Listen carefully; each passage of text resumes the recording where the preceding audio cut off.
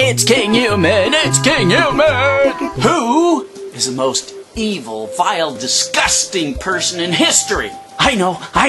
It's Hitler. Wrong. I know. It's Osama bin Laden. Wrong again. Ooh.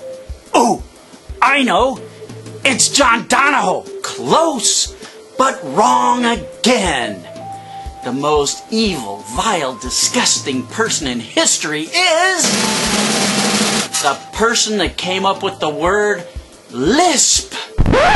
L-I-S-P, lisp. I mean, think about it. Here you have people that can't pronounce their F's. They say it like this. And so what does a guy do? Back in the day, and I don't know if he's a doctor, a speech therapist, or what, but he decides to call that disorder a lisp because it's got a great big S right in the middle of it. And I'm sure he's thinking, hey, this'll be such fun. We'll call this disorder a lisp, and only the people that don't have it will be able to pronounce it right. When people that have a lisp try to say lisp, they're gonna sound like idiots. They're gonna say lisp, and it'll be so funny. Ooh, I got this bitch. Man,